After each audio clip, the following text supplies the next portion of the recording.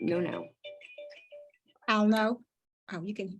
Okay. No. Just hold on a second. It didn't let me log into my Facebook. But okay. Just give me a thumbs up when I need to start talking. Yeah, I'll start us off so that you're okay. So you know. Yeah, I'm just trying to make sure we have the Facebook going. Why is that? It worked like just a little while ago.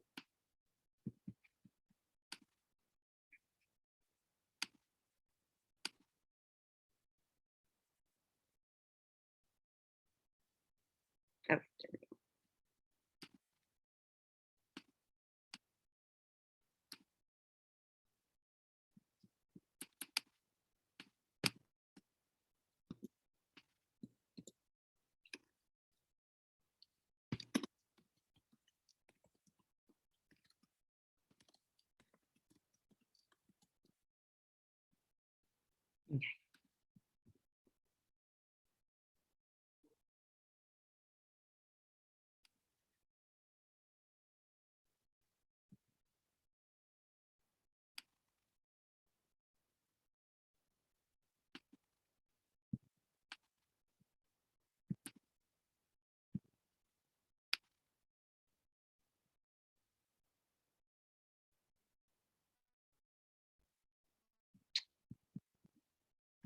All right, we are live on Facebook now. Give it just a second for folks to join with us, and then we will get started. All right, we are live on Facebook now. Give it just a second for folks to join with us, and then we will.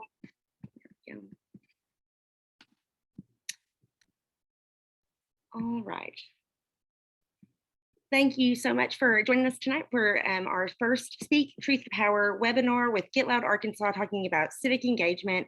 My name is Kristen Foster. I am the Civic Engagement Director for Get Loud Arkansas, and I am here with a fantastic panel of guests to talk about advocacy, civic engagement, and teacher pay in Arkansas as we head into a special legislative session.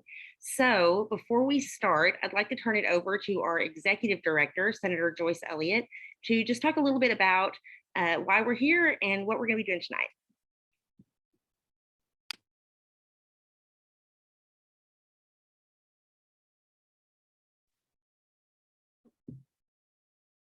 Are you ready, Senator Elliott? Yeah, I am. You're good to go. All right, well, good. Hi, everybody, and I thank you all so much for being here tonight. There's so much going on in our world now, and one of the things I know for sure that unless we are all about being civically engaged, our voices will not be heard. And one of the things I know that happens over and over, many times voices aren't heard because we haven't talked about the process enough. How can I be civically engaged? What does it mean? Why does it matter? And today or tonight, I am so thankful you have tuned in, because I hope a lot of what we talk about you can share with other people, maybe who are not on here. But more than anything else, I really want us to start thinking about claiming our state. And claiming our state means that we have to speak up and be a part of what happens in our state. And anytime one voice is not heard, that means that we could be missing so much of what that person could contribute. But how do we do it? Why should we do it? This is what we're going to be talking about tonight, because everybody probably knows that we have a big issue with teacher shortage and teacher pay, but also the rest of the folks who are part of making sure our school districts run. So I'm excited about being here to talk about this, because this is not the first one. I am the executive director of Get Loud Arkansas, and part of our mission is to make sure that we do more of this kind of thing, both on Zooms and in person, because our mission is to, get people registered to vote, but that doesn't do much good for somebody who's not been registered and voting all along in the civic engagement process. So it's getting people registered to vote, making sure they get educated, making sure they are mobilized all the way to the polls, because that is how we get things going, and that's how we get everybody's voice heard. So thank you, Kristen, for doing such a great job and gathering all of us, and thanks to everybody who's here. And we can get started on what we need to talk about next.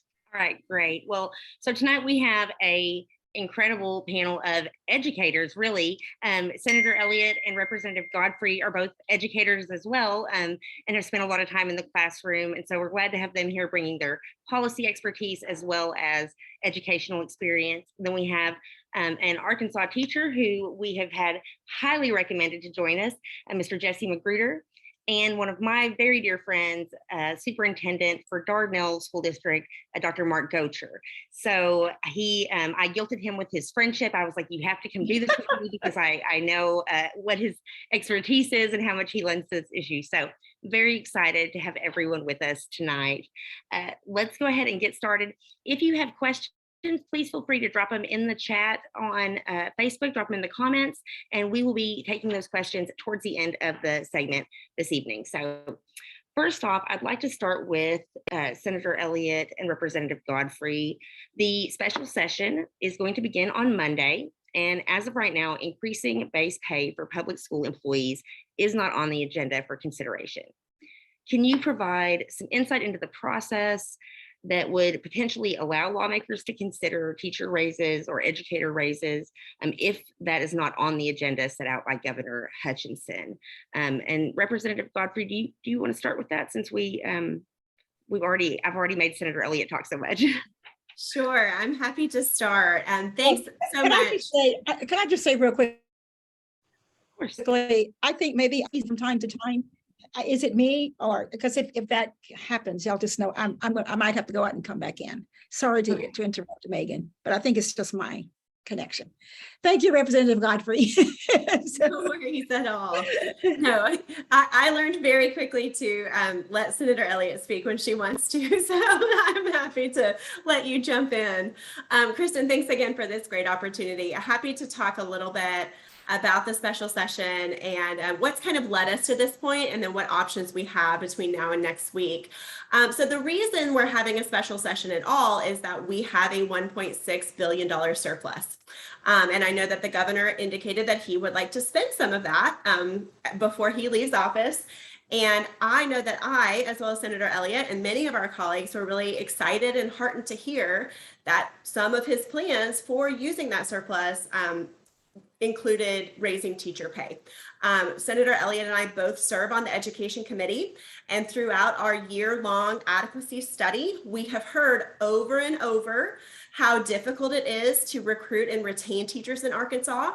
And we have heard over and over how the challenges over the last 2 years have really made the work of being an educator in Arkansas very difficult. And so for us, it was so exciting to hear that this was going to be one of the items on the call. You'll hear that term, it's on the call for the special session, because it was one of the governor's priorities for a portion of the $1.6 billion surplus. The Speaker of the House met with the House caucus when the governor had introduced this plan, and we indicated our support early on and said, all the Democrats say yes, we absolutely want to raise teacher pay. Unfortunately, over the past several weeks, there hasn't been paralleled support across both chambers and across both caucuses.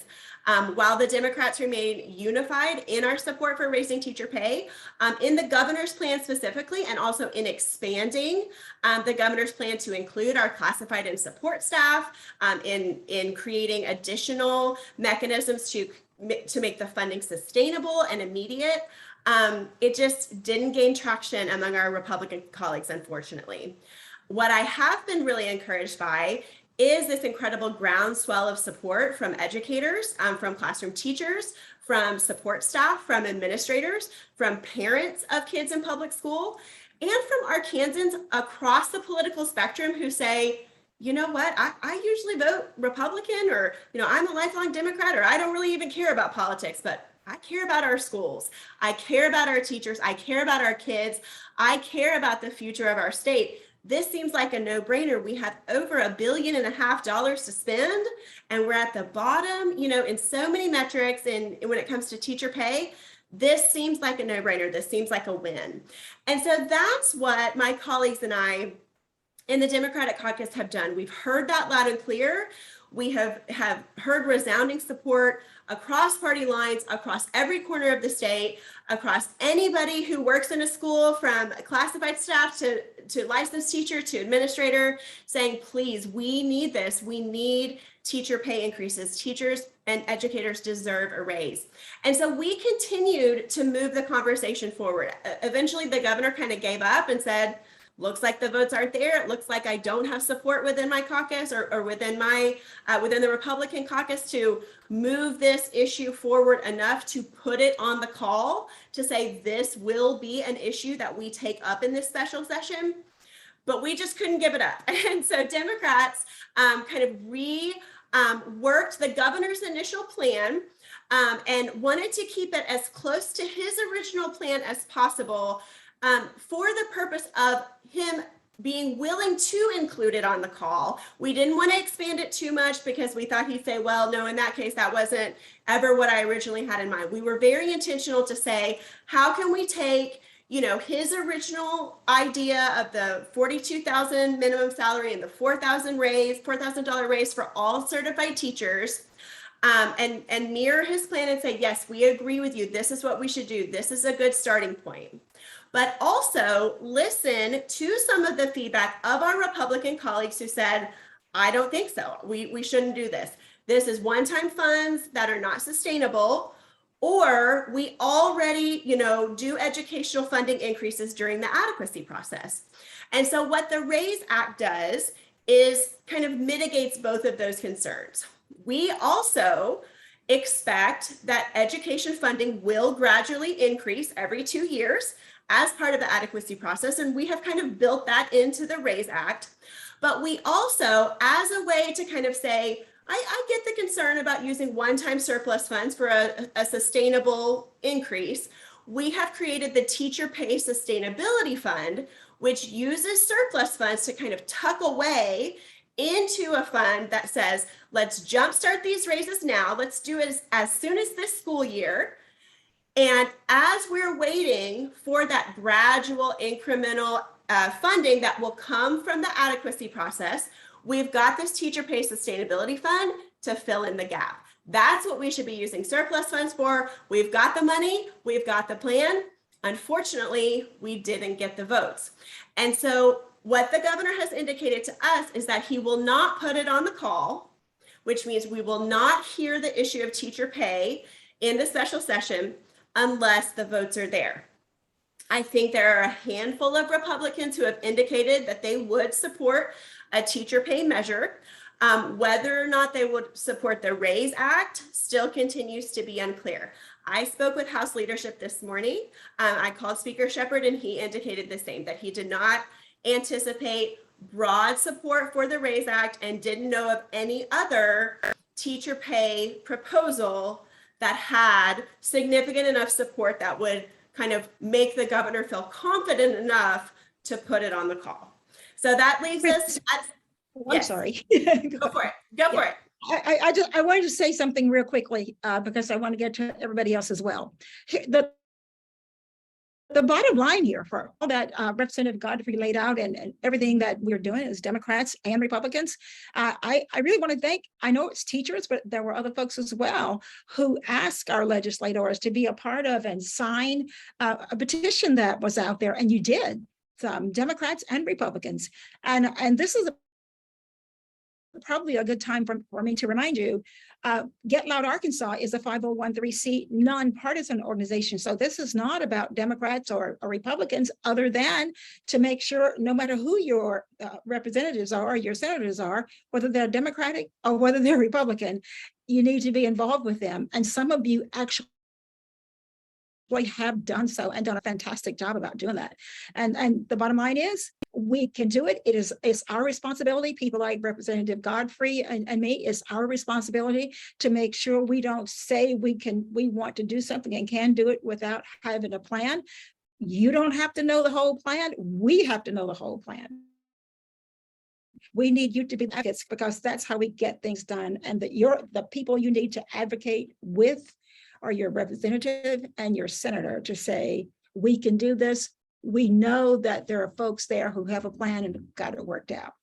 That is what we need you to do, please. So some of you have done a great job with it already.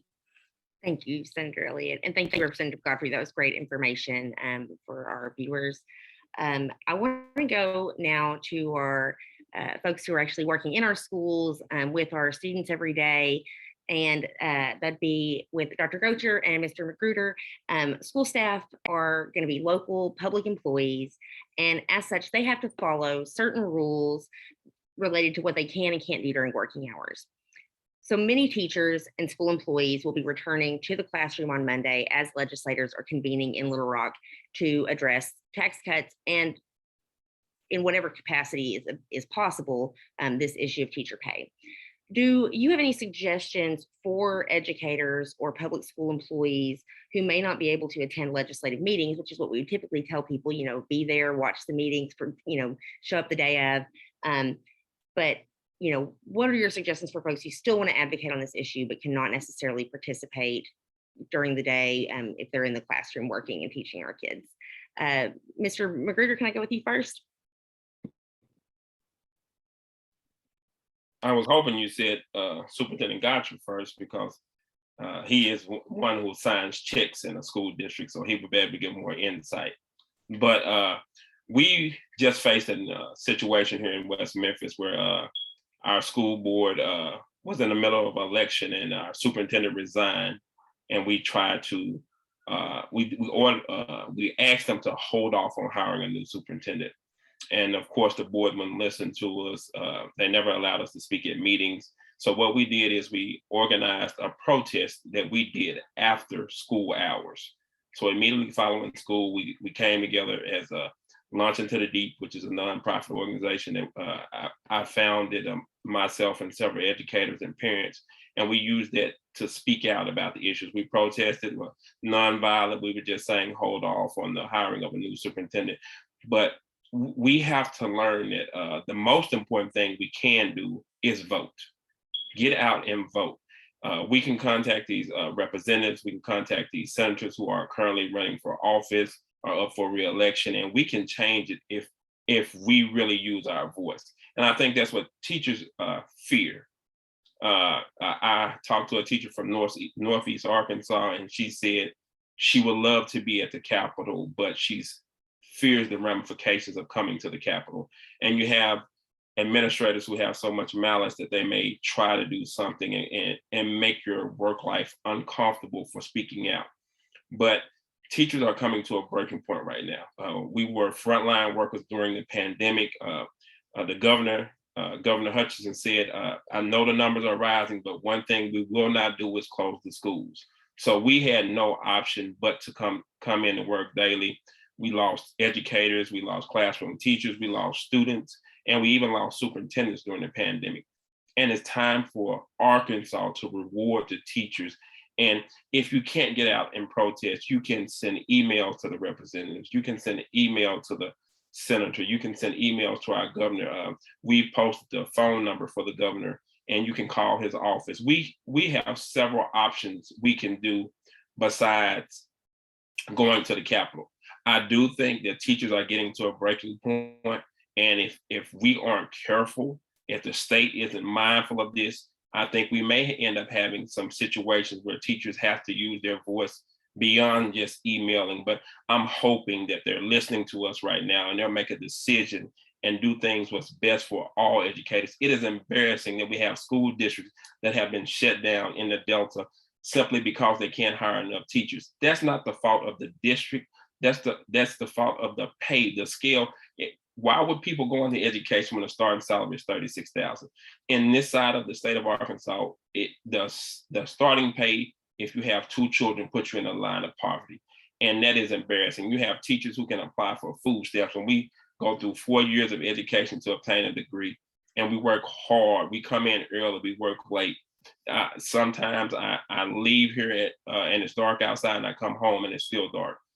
Because I'm working 12 hours, but we don't get paid for overtime. We do it because we simply care for our community and we care about our kids. And it's time for the state to stand up, recognize, no matter what you are, Republican, Democrat, Independent, it doesn't matter.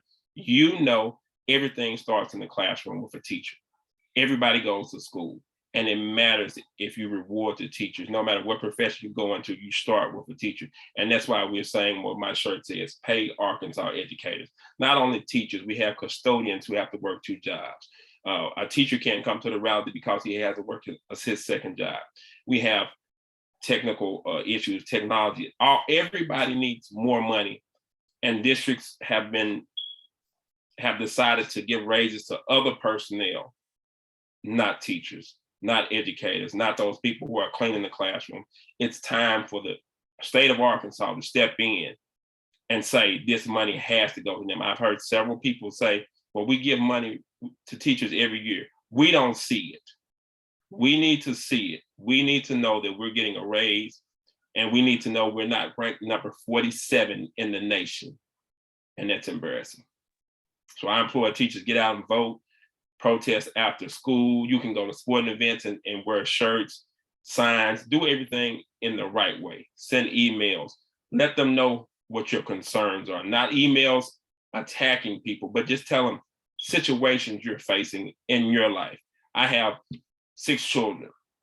3 of them are in college. We are the United Negro College Fund, me and my wife right now. It's very hard, but we keep pressing forward, and we need the state to step in and say, hey, we have other programs for Arkansas educators. If your child goes to this university in the state of Arkansas, if you're a teacher, we can give you a discount on tuition. There are options out there that the state can do. It's just that nobody has voiced their opinion. And I'm so proud of Arkansas educators because everybody around the state is coming together and we're all speaking about this issue. Thank you. That's such great information, such great insight from being in the classroom and kind of having experienced this as a frontline worker throughout the pandemic. Dr. Gocher, I know you've had similar experience going through the pandemic, and now we know you're the check signer. So let's hear about what your recommendations are for educators as the special session convenes and they head back into the classroom. Yes, thank you. Kristen, first of all, can you hear me okay? Am I coming through? Okay, good. Thank you for inviting me. I'm passionate about our teachers, passionate about raising the teacher salaries. Mr. Magruder, thank you for what you have done. Thank you for what you continue to do. And I really appreciate your perspective. And I agree with everything that you have said. I've heard for years, my time at the Department of Ed and certainly as time as a superintendent, that many elected officials don't want to listen to superintendents. They would love to hear from the teachers. And so Senator Elliott, I think this grassroots effort is fantastic because I do believe our elected officials will listen to teachers. We have the time to go down during the general assemblies and to advocate, but our teachers don't. And so to Mr. Gruder's point, peaceful protesting. And I've heard the phrase, all politics are local. So if you can build relationships with the Representative Godfreys and the Senator Elliott's in your local zip code, your local school district, and not just email, but reach out to them, a handwritten note, a card, a piece of chocolate, if they can accept chocolate, I don't know about that. But if anything that you can build that relationship, they will, and they welcome your voice. And I know that the ladies are agreeing with me on that. So when I think about the challenges, COVID was a time where every decision that we made was wrong. And I saw the tears, I saw the frustrations. I heard my wife cuss for the first time during COVID because it was so challenging trying to balance the virtual learning as well as the in-classroom learning. And so I cannot imagine, and of course, some of you have heard this statistic before the pandemic, a third of the teaching force would leave within the first 5 years because they didn't feel supported and they were felt overworked and too much paperwork. Folks, that was before the pandemic. And as Mr. Magruder said, so many folks are leaving, and it's not just the Delta that are struggling to find teachers. My neighboring districts are struggling. I've got a board meeting on Monday, and I think we have 4 hires. We have our licensed staff, but our support staff, cafeteria workers, we are still interviewing because there are folks that just simply aren't out there to apply to the, certainly because of the struggling salaries. So I think the teacher voice is more important than ever. But Kristen, school starts. They're hitting the ground. they're preparing for their 9 weeks, their curriculum maps for the 9 weeks and beyond. They will not have the time. So I can do this. I can help craft an email, not to copy and paste, but to give them bullet points that they can craft authentic emails to the elected officials. And I'm going to, when we have the time, I have some questions for our representatives, elected officials, because superintendents right now feel very stuck in the middle with the recommendations from the ALC and what federal law says about the role of the SEAs, the state educational agency. So I know that there is some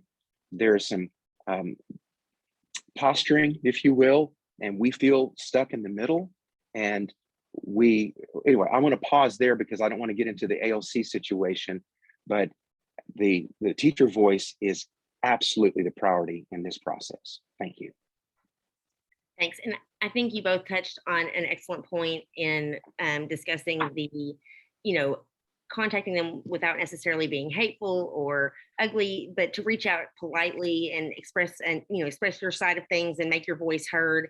And that's something I want to speak on just a little bit more because, issues like this can get very heated, especially when people have strong feelings about it and when people are on opposite sides. And so this issue's gotten a lot of traction on social media, which is great. That's where everybody's at, right? Like that's where people see this and get it, engage with it, but it can be really, really heated. And so what are some tips that y'all have for engaging on these contentious issues in a way that is effective without being, overly aggressive? And I'd really like to start with Senator Elliott. You've been doing this for quite a long time, and I'm sure you've gotten your share of heated comments before. Can you start us off with some tips for that? Yeah, I've gotten a few where people told me I could go and that kind of thing. And so that was really not very motivating. So let's start with teachers and support personnel. Remember, because you have chosen to be a servant to take care of our kids, you don't lose your citizenship rights. And sometimes I think people treat teachers and others who are in the education business as if you're not a citizen. I was literally told by some other teachers when I said I was going to run for the legislature that I could not do that because I was a teacher. They literally didn't know that I could, because there had been a superintendent who had been elected before to the legislature, but there had not been a teacher still practicing in the classroom who took the time off and got a substitute to come to the legislature to be an advocate. I was the first one. So it's just proliferated after that. But when it comes to communications with legislation, one good thing to do is to engage them back home, as Dr. Gocha mentioned, where it's local. I think it's a really good idea to gather teachers, ask legislators to meet with you at home, just as they do with the Chamber of Commerce and anybody else, for a conversation, and try to keep it at a conversation. It means that you have to lose your strong feelings for what you believe, but there's a way to express it. You don't have to know everything, and sometimes people think they need to know everything before they go into a conversation. Go and ask questions. That's a good way to go. If you feel uncomfortable thinking you've got to know, go to learn. And the other thing, when you send letters, it is a really good idea. Dr. Gocha mentioned, he could give you points about what's actually happening. Make those letters as short as you can, because it is really difficult for legislators to get all of it read. And when it's a 2-pager or something like that, it get to everybody. Everything you feel is not everything you need to say. Remember what the issue is, like what we're talking about tonight. Tonight, we're talking about the pay back in the districts, and you're being an advocate. And those are the 2 topics. And if you also, in terms of, when you make a phone call, if you don't get somebody, if you're calling the Capitol, if you don't get somebody at the Capitol, you can always leave a message there. And it's when we get all those little pink notes, that they're pink, they're hot pink, they're Pepto-Bismol pink, and you can't miss them. And that stacks up, and it's impressive when you walk back to your desk and you have a whole bunch of those notes saying, Julie called. And I think the last thing I'll say about this, and because I'll leave something for Representative Godfrey to talk about as well, but the last thing I would say about it is, I don't care how much you think you are not prepared to do this. You are just as prepared as anybody, because you are a citizen. If you are not a citizen of this state, you live here and you're recognized here, you still have the right to contact us. And so it's going to be an imposition sometimes. You'll say you don't have the time. But one of the reasons we're where we are is because people have not taken the time to be in contact with us and tell us how you feel and what you want. It's hard. I guarantee you it's hard, but I'm not asking you to do anything I didn't do when I was a teacher. I was a teacher, but I was also just an unapologetic advocate with legislators about what I thought on. And I know it takes time, but that is just what it takes. I like that. Everything you feel, you don't have to say. I think my mom tried to teach me that growing up, and I never really took. So I love that advice. That's great. I'll just open it for any of y'all if you'd like to jump in and talk a little bit about this. I know you've all got experience on this. I won't make you all, comment necessarily unless you just like to. I'll just chime in and say, so much of my experience as a legislator has really been helped by my experience as a classroom teacher. There are so many crossover skills that are so helpful in a legislative environment that I learned as a teacher. And most of those are the importance of relationships. We know that as teachers, and we know how it takes a little bit of extra effort for some kids or some parents, and how we have to craft our message or change our approach or be a little bit more stern or be a little bit sweeter, depending on who our audience is, who we're trying to influence, who we're trying to impact. And so I would say, if you feel intimidated, or if you feel, like the gap is wide between you and your elected official, please know you are well equipped to do this. You know how, to communicate well, how to meet a goal, how to leverage relationships and tap into other people's humanity. And so you can do it. You are already well equipped to do it. And I would say too that, we really are just people too. And I think that sometimes as elected officials, we feel far away, or we feel more formal or more unapproachable. But actually, I feel like the best way I get to know constituents is through a text message, or, I've gone into classrooms and have guest taught or have observed, and educators or friends have given me bill ideas because of their experiences in the classroom. And it's those types of things that, really we're not just far away, sitting in the Capitol, unapproachable. We actually want and need to hear from you to help us do our job better. And so not only can you do it in the ways that you already know how to communicate and engage, you should, because we need your help. Every legislator wants, a great bill idea that's going to be a home run. Every legislator wants to be able, to go and say, yes, actually, I spent the day in Mr. Magruder's classroom, and here are all the things I learned and saw and experienced. That just enhances our ability to represent more effectively. And I think that, opening up your classrooms or offering suggestions like, hey, it would really make my job easier, or my kids' lives easier, or my kids' families' lives easier if this policy were in place. Like, we should be saying thank you instead of, call my secretary. Like, we don't even have staff. It's just us. So we need your help, and we need you, to engage with us. So not so you get what you want, but also so we do, so we can be successful, so we can enact good policy that is from the ground, from our communities, and will really be impactful. Thank you so much. That's great advice. Do you, Mr. Magruder, do you have a secretary that you just refer people to when they have comments? Do I have a secretary? Yes, the school has a secretary. But when my advice, as my father, was a minister, and Ephesians 6 chapter says, "Put on the whole armor of God." In what we're doing, you have to put on the whole armor of God because the devil stays busy around us. I love reaching out to Senator Ingram. We have Murdoch, who's running for Senate right now. Deborah Ferguson, Milton Nix. Those are our elected officials right here. I will communicate with them constantly. I become a bother. I learned that the squeaky wheel is the one that gets the oil.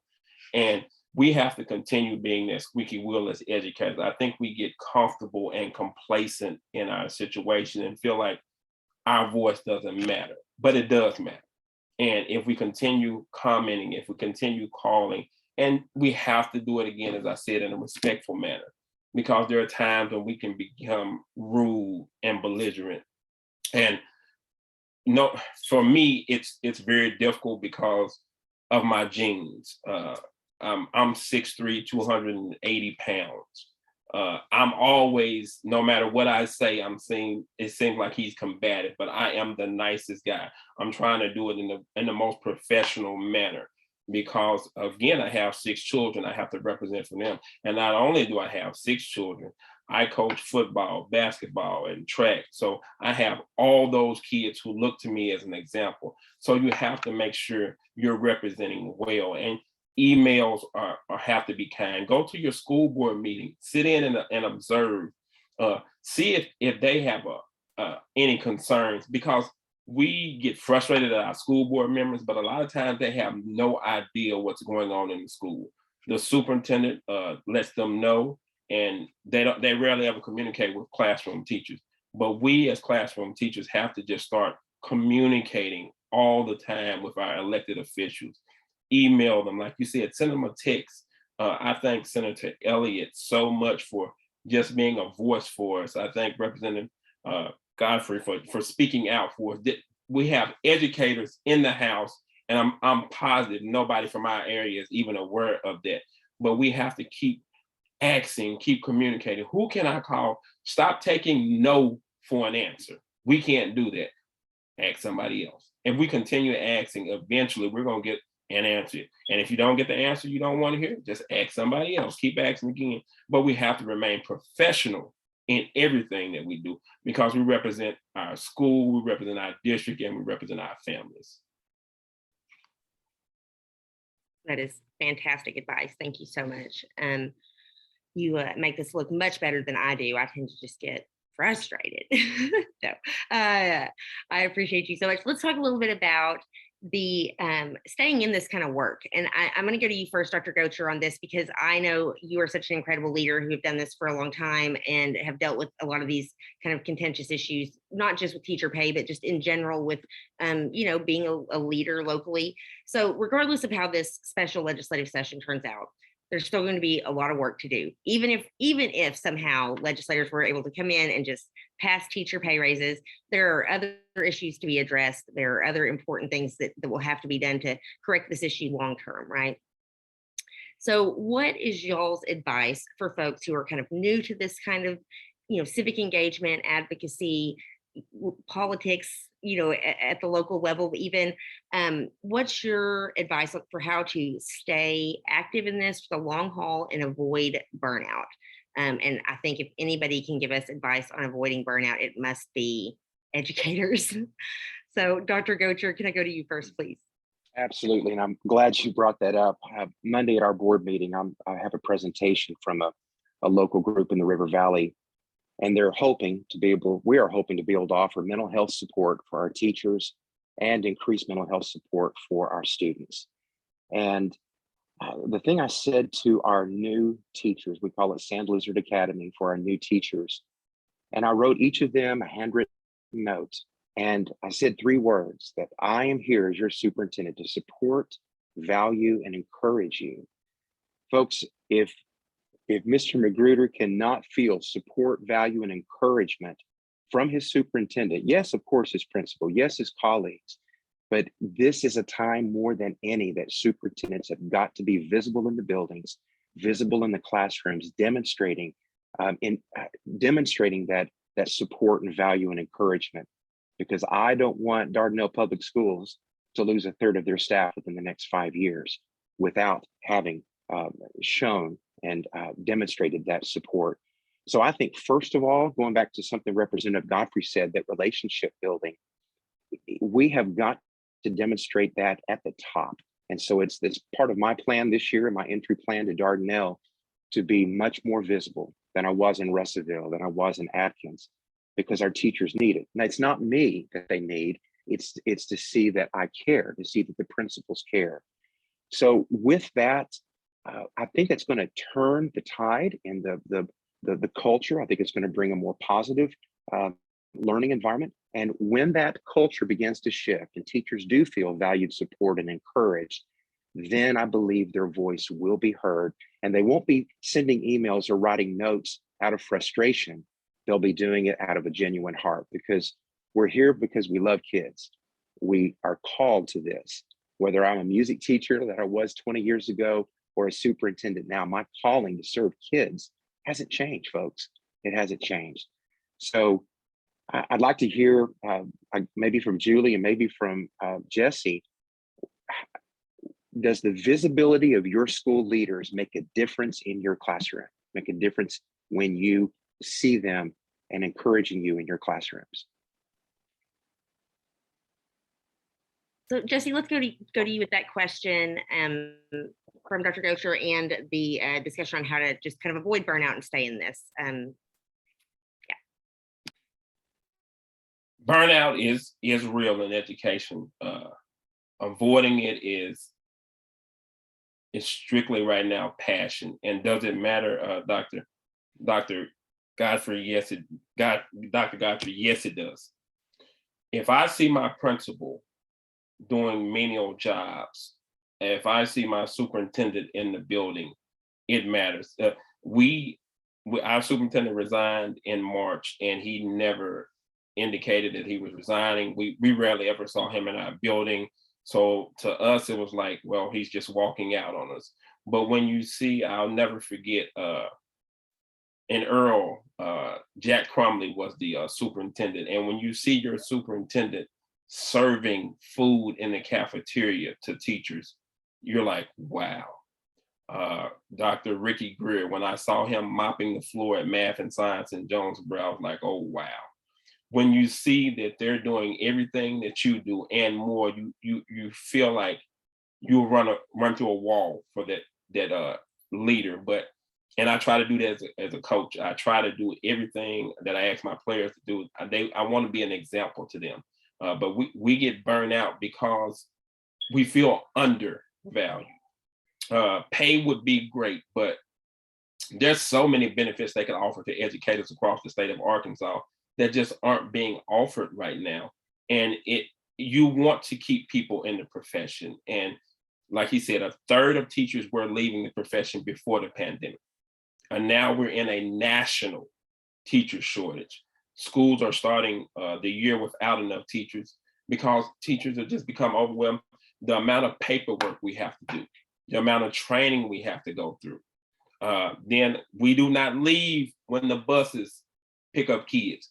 We're there for hours after that. We're there for hours preparing lessons. Then you have those students who are facing situations and you have to go above and beyond for that child.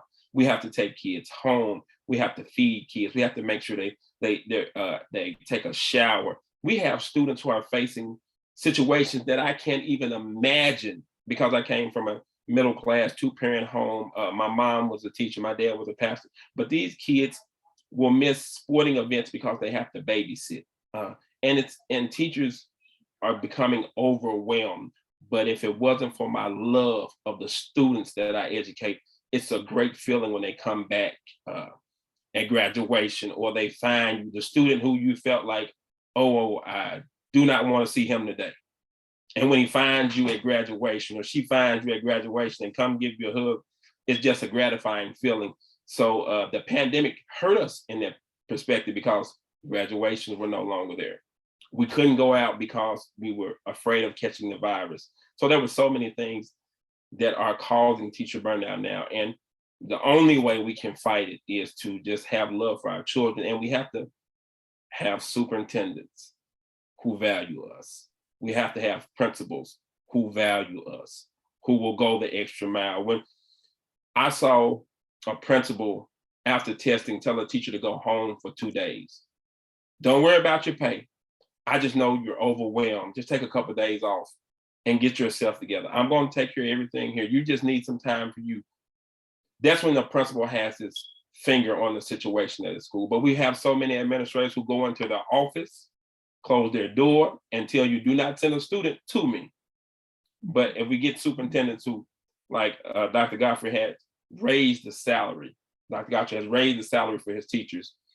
He's doing so much, and you have superintendents who are just there to make sure their salary is raised, but don't care about the classroom teachers. So, Kristen, I want to say two quick, I'm sorry to interrupt.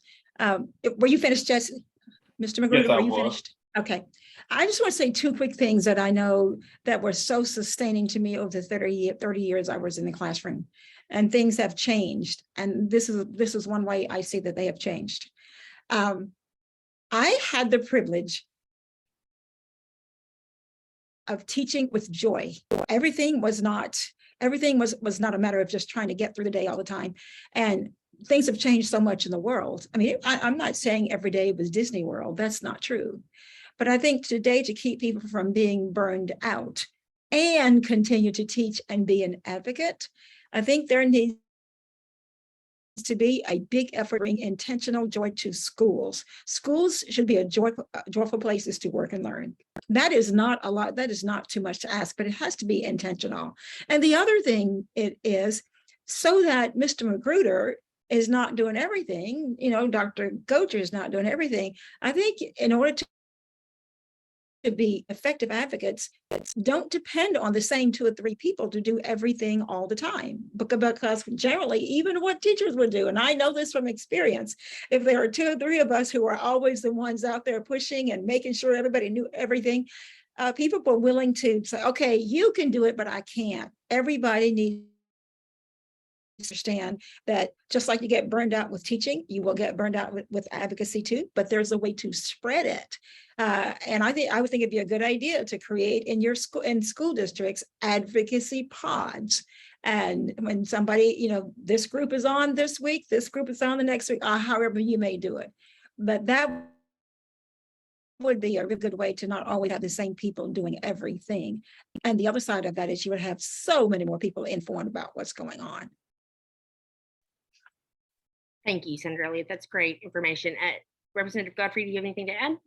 Just very quickly, and it's such a piggyback off of what Senator Elliott said about teaching with joy. I think to sustain your work, whether it's as an advocate, as a teacher, as a lawmaker, anytime you are pursuing progress, which sometimes feels impossible, I think you have to celebrate the small wins.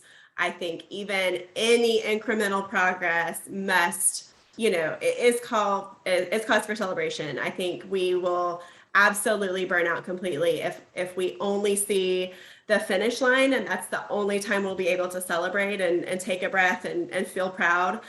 We absolutely deserve to celebrate those small wins, even if you've got to find them, lift up under some unexpected places to find a win. I think we absolutely have to keep going. Thank you. That's such great advice. I think being able to find and celebrate things, even if they're small wins sometimes, even on this teacher issue, I feel like even if we don't get to see the thing happen this session, this special session, seeing the response and the impact it's had on our state to have so many people come together and raise their voice on an issue is just, that's a win in itself. It's not the win we want. We want more, but it's a good start. And so I think that's such wonderful advice. We do have a few questions that have been dropped in the comments. If you're watching live, please feel free to drop your questions. We'll try to get to them. We just have a few minutes left, but I want to go to one that I'd like to direct to Senator Elliott. From Nicole, it says, what is uniquely different about the politics in Arkansas? Why were other states in our region able to raise teacher pay and we haven't been able to? Oh, you're muted, Senator Elliott. what's uniquely different, and it should not be, is that people have the will to do it and they have done it. Remember, we used to always think about Mississippi as thank God for Mississippi. I was just at the National Conference of State Legislators, and we were there from all 50 states and some of our territories and other countries as well. But I talked to so many people, because I was totally in the educational arena, about what they were doing about particularly raising pay, thinking about ours. And many of them who had raised pay, of course, had the impetus from the ESSER funds that they had gotten and combining the funding. And also there was a lot of discussion about the matrix, the way that we fund the districts themselves, that we need to do better with our matrix, because we are not really putting into the matrix the kind of money we need to make sure teachers get even the salary that we're talking about now. But the difference is will and the decision to do it, because I guarantee you, this is a choice we are making, and we could make the choice for which teachers are advocating and support personnel as well. Thank you so much. This next question is from Sarah for Dr. Gocher. Says, and listen, I'm just telling you, everybody's watching this from your school district, so I think they're going to hold you to it. Sarah asked, as superintendent, are you willing to give teachers a day or even half day to take professional business leave to go to the Capitol during sessions? So we'll just let you get that out there and let all your teachers hold you to it. First of all, I would love to be able to do that. Second of all, I would have to advocate to the board to have a policy change. And of course, we have personal days, and I don't want teachers to use personal days for that, especially if it's considered a professional.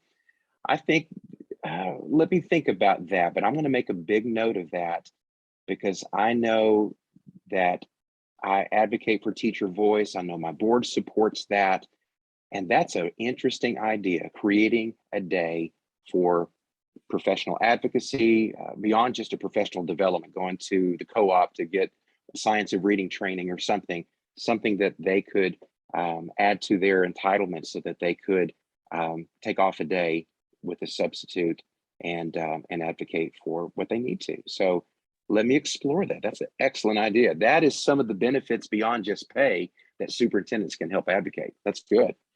That's great information. And knowing that it's part of the school board that decides that is an opportunity for people to advocate at the local level. And once this session ends, when we're not down here in Little Rock for things, there's still these opportunities to be out advocating for better conditions for our school staff.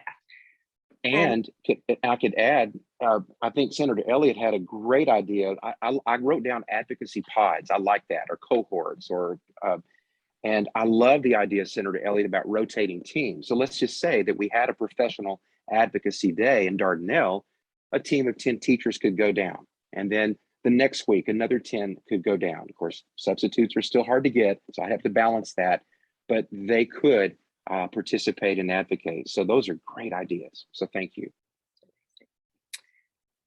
So this next question is, I'm going to send this to Representative Godfrey.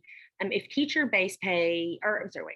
raises are not addressed in this special session, when is the next chance to raise teacher pay or public and school employee pay? Great question. So you may have heard a lot of talk about the adequacy study or the adequacy process. I won't get too much into the weeds, but the Education Committee meets and is currently meeting monthly to hear reports about the state of education in Arkansas. And at the end of this year of study, we will make recommendations for funding increases to education. Like I mentioned at the beginning, we've heard from our colleagues who would say that is when we can and should address the issue of teacher pay. While I think, and many of us agree, that we can and should use the surplus now to start that, to kind of jumpstart those raises, I do think it's important that we continue to stay engaged in this adequacy study process. Again, Senator Elliott and I are both on the committee that is doing the adequacy study. And especially because we've gotten this conversation going and so many of you have said, we desperately need these pay increases. How and when and what's the process? When can we do it? I think being a part of those adequacy study meetings is a great way to stay engaged. I think that what tends to happen is we have the year-long study and we at the end of it say, let's do about a 2 to 2.3% increase without any kind of more robust conversation about why or how much or what really could make an impact in what area. And I think because this issue, thanks to advocacy from educators all over the state, this issue has become so highlighted. I think there's a lot of pressure on our committee to do a much more significant increase this time than we have in the past. I think that we need to continue to say, okay, if we couldn't do it with the surplus, if you're saying we need to do it in adequacy, then we should see a lot more than a 2% raise. We should see an investment that comes out of this study, that comes out of the education committee. We should see a recommendation that's significantly higher than we have in the last several biennia. And I want to just back up something real quickly that Representative Godfrey said, because she said everything just right. If we don't get that raise right now, which is when we actually need it, stay involved. That's that sticking to it, the part of what you need to do. But I also want you to remember now you need to be urgently involved, because right now is when we're losing teachers and support personnel, like Dr. Gosher was saying, not just teachers, other people that he can't get. I don't want, and I will say this, and I will say it until it falls on somebody's ears who will do something about it. There is no reason with adequacy and the study, there is no reason you cannot have the raise right now. It will not interrupt what we're doing with the adequacy study, because that's going to be something that's going to be implemented later. And it would be an important part of maintaining what we start right now with the proposal that's on the table. And that's where that big thing, that's where your focus should go. If we would give the raises now, right now, then your focus would move on down the line to the other years so it can be sustained for years to come. So don't buy that business about this is not the time to do it because we have a study to do. Yeah, we do, but we can keep on doing it. You study for one test, you don't stop going to class, you keep going. Get ready for the next test. And I don't think we're going to get sued for not having equitable and adequate education by giving too much money to teachers. I think we'll be okay. Yeah, I don't think we're at any risk of giving too much money to teachers in Arkansas right now. There's one more question I want to put out here, and then we'll just go to some final comments. And I'm not sure if this question should go to Dr. Gosher or Senator Elliott, maybe, I'm not sure. But the question is, who holds the school districts accountable to make sure teacher raises are given each year, funds are made available? We've heard some discussion about that issue that the schools just aren't using the money for teacher pay. So, I don't want to get too off in the weeds. We don't have a lot of time, but who is responsible for that issue? I'll start and let Senator Elliott jump in. There's still some confusion on the matrix. Is it an expenditure model? Is it a funding model? So when you look at the matrix, and it's based on a prototypical school of 500, it plots out how much should be spent on nurses, how much should be spent on technology, et cetera, including salaries. But it's still up to a local board to decide how they want to spend that money. Some districts like Fort Smith do not have the robust school buses that a dear Mount Judy, who's traveling, 60 miles round trip to drop these kids off. And so a matrix cannot be equitable for all. So a local decision is still made. So who holds them accountable?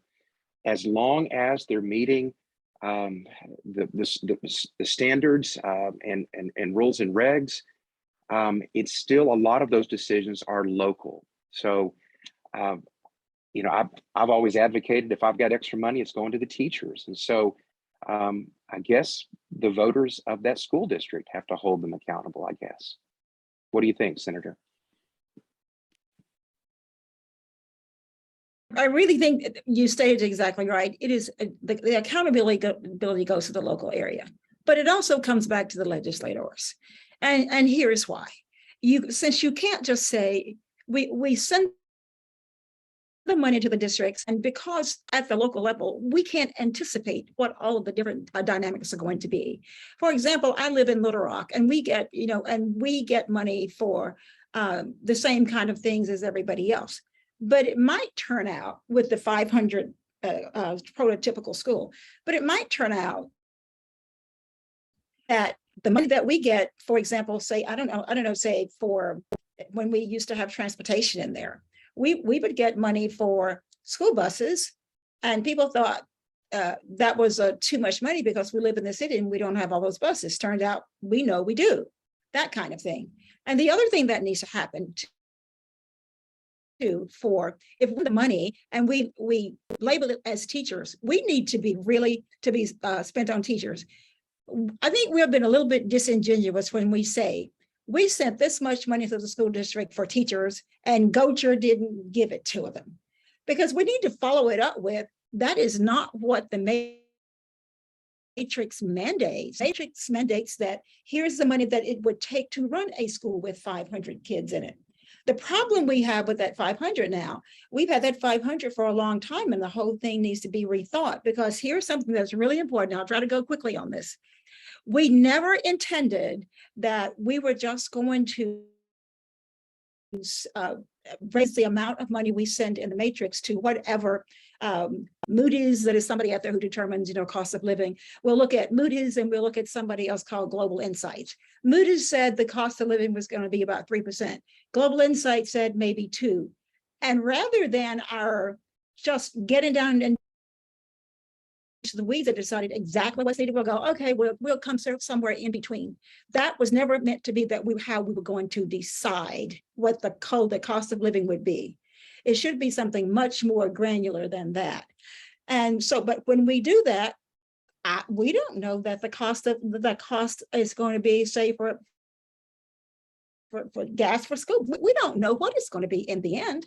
And we just pick something because it's convenient. And the only reason we ever started that was the second year after we had the matrix. It was too quick to determine, we didn't have enough information to determine what the change should be. But we just kept doing it that way because it was convenient. But it is the way to fund that matrix. And that is a part of what's causing the problem. And then finally, we used to also have people come to the table when we were doing, we had teachers, we had legislators, and even people from the public. We allowed the public to speak to us during this process. We don't do that anymore. And so many times we are ill-informed because we don't. But there's a lot of misinformation, and I think it's deliberate to say it. You can't just say, we sent you this much money for the teachers, and you didn't give it to them.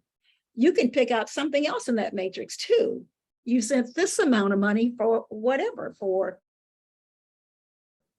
media specialist, but then you can come and get a waiver and say you're not going to have a media specialist. That's how complicated it can be, and we need to do it better.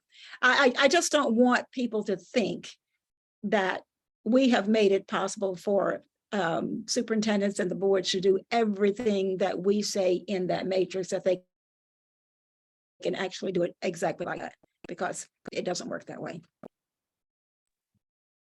Thank you. That's such good information. That's good. And so what I take away from what you're both saying is folks need to make sure they're still paying attention and staying engaged and communicating with their elected officials, whether that's at the state level or at the local level, or anywhere in between, to make sure that you're reaching out and communicating and finding out the information about what's happening so that you can understand it and be a informed, engaged participant in democracy. So and as Get Loud Arkansas, this is part of what we need to do. If you can get together a group of people, we can come and help you and teach you about how to be an advocate. It can't be just a one-time thing like this, because obviously we're out of time now and I'm still talking, so I need to stop. But this is the mission, because when I had the vision, or whatever you want to call it, to get this started, I was real clear that unless people become more involved in our democracy. Our democracy is never going to be what it should be, and it's never going to be as strong as it should be. And schools are the places we are supposed to learn a great deal about how to become advocates and good citizens and be civically engaged. So I think it's just especially important, in this arena that we're talking about. Thank you. Right now. Yes, thank you. We now I do want to remind folks before we wrap up here that there will be a block party and rally at the Capitol on Sunday beginning at 2:30. Since we know a lot of educators are going to be back in the classroom starting on Monday, that Sunday is going to be time off. You can hopefully come down there and join us. We're going to have a great time. I know Senator Elliott and I will both be there, and I figure we'll see some of the other folks on this call as well. I don't want to make plans for anybody, but y'all just all come out and hang out with us. So before we close this down, I just want to give you each a second. If there's one thing that you would want people to take away from this, as if they just tuned in or just catching the last couple minutes here, whether they're a teacher or an advocate who supports this, or maybe even on the other side of the issue, because we want to hear opposing voices sometimes as well. Like, those are important to the conversation in a system like ours. So if you can, just give me quickly the one thing you would want folks to take away from this. And we haven't got to hear from Mr. McGreer for a little bit, so I would love to start with you.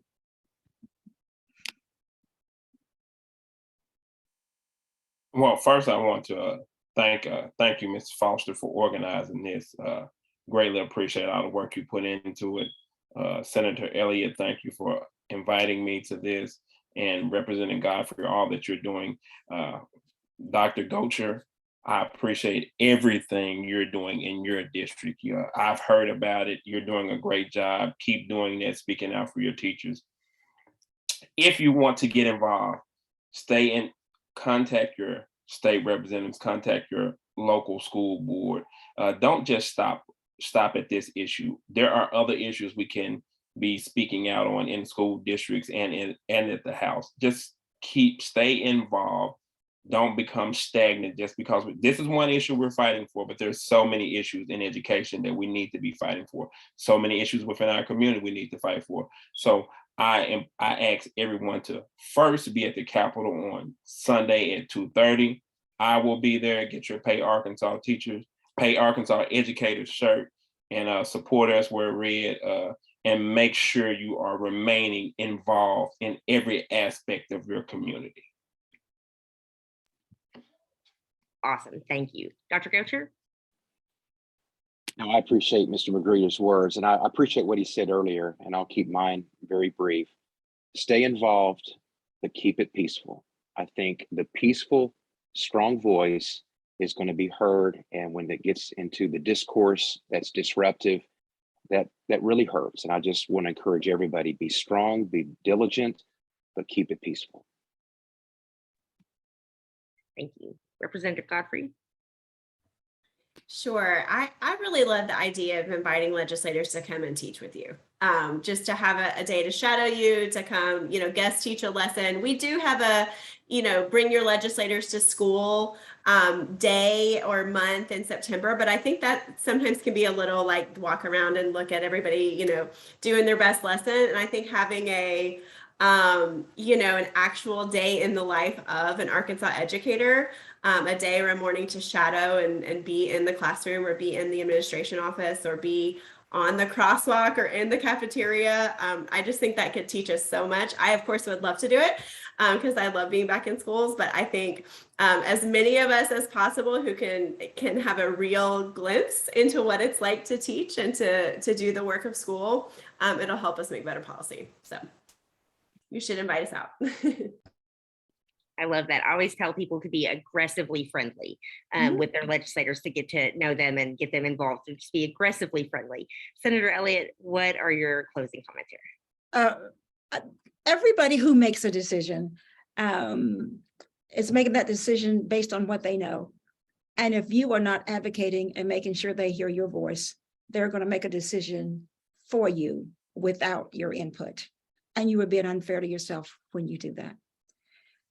And when you become disappointed, don't let disappointment become the thing that stops you from doing what you need to do to be an advocate. You must advocate sacrificially. That's just the bottom line. Man, taking us out with the word. That's great. All right, can't follow that with anything. Thank you so much, all of you, for being here tonight. Thank you to everyone who's watched this with us online and included comments and encouragement and questions for everyone. Please share this video on your social media, share it with your friends. Make sure you come out and join us on Sunday at the Capitol for the block party and rally beginning at 2:30 p.m. this Sunday, August 7th. It's going to be a good time. And then be keeping up with the legislative session as it starts up on Monday. So thank you all so much and have a wonderful night. All right. Bye, everybody.